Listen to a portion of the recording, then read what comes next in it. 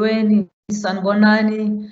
Good morning and welcome to this virtual launch of the 15th annual edition of the ChildGauge, which is published by the Children's Institute here at UCT. Every year, the ChildGauge walks us through a different aspect of the lived realities of children in this country. The theme of this ChildGauge this year is the slow violence of malnutrition. What a graphic picture that phrase brings to mind.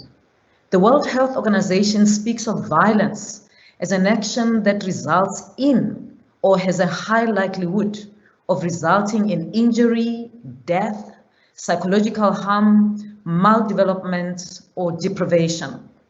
Children who manage to survive malnutrition continue carrying the harm in their bodies, in their minds, in their spirits for the rest of their lives. And it doesn't stop there. By attacking our children, malnutrition erodes our national development. The nation that starves its children is also starving itself. Year after year, the ChildGauge draws together professionals, researchers, practitioners, and other experts to assess and address one of the many specific needs of South African children. The fact that we have been addressing a different topic for the last 15 years gives an idea of the scope of these needs. The ChildGauge provides an important reference guide for many different organizations that work with children and the problems that affect them, their schools, and their families. And this work requires collaboration across many different sectors. One demonstration of such collaboration is the fact that this ChildGauge has involved 63 contributing authors, including leaders of 3 national centers of excellence. The Center of Excellence in Food Security, co-directed by Professor Julian May and Professor Liz Coston at the University of the Western Cape.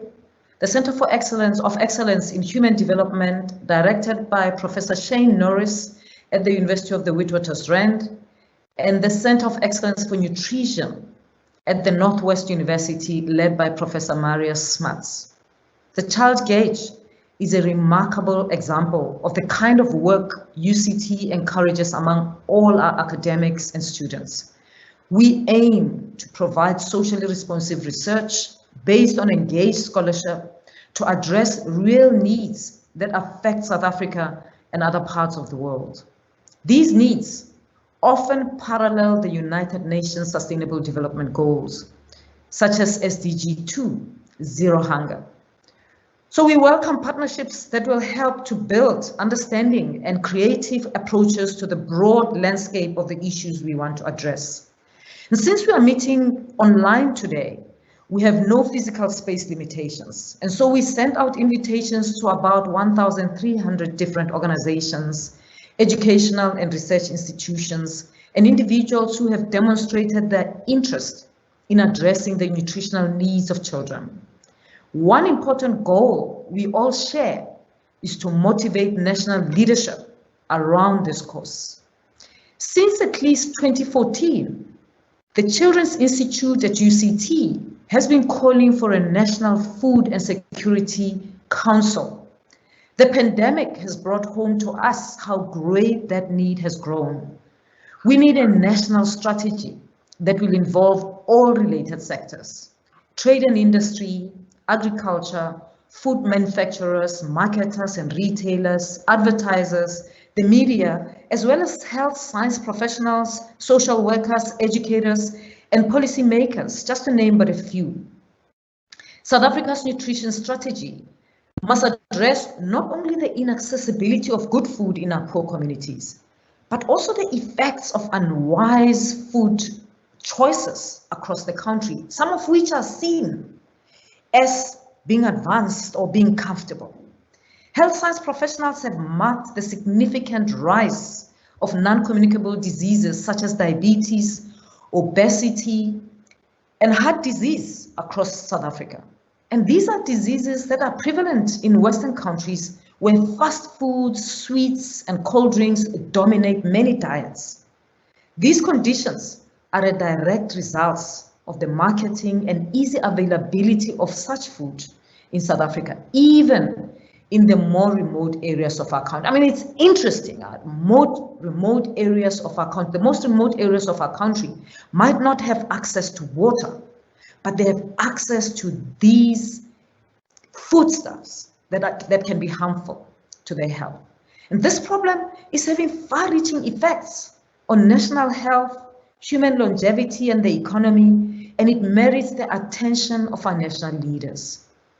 The ChildGauge reflects the rigorous work of seasoned researchers. They contribute not just an academic understanding of their subject, but also their perspective from hands-on experience in working with children.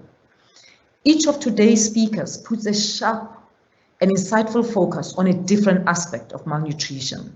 And we are grateful that you made your work available and yourself available to share it. Our honored guest speaker, South Africa's First Lady, Dr. Motsepe, will tell you about the impact that nutrition has on early child development and education. You might not expect the wife of our national president to have first-hand knowledge of poverty and malnutrition, but Dr. Motsepe dealt with the effects of both conditions when she treated patients at Chris Hani Baragwanath Hospital in Soweto and Parirenyacho Hospital in Harare, Zimbabwe. Her experience as a highly trained medical practitioner includes practicing at the Vets Reproductive Health and HIV Institute in Johannesburg and chairing the Gauteng Health Department's Accreditation Committee.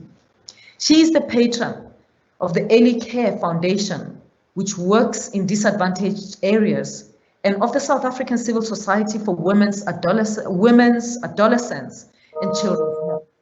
She is also a trustee of the Hospice Association of the Witwatersrand. I can think of nobody who is better suited to address this gathering on the slow violence of malnutrition. Dr. Motsepe, on behalf of UCT, I offer you a special welcome to this gathering. And I thank you for adding your distinguished voice to those of the 63 other experts whose work is reflected in this year's ChildGauge. I also thank each of you who is watching this online and all who help to communicate the ChildGauge's important message on behalf of the millions of South Africans who have no voice of their own to ask for help, our children. Thank you very much, Mark.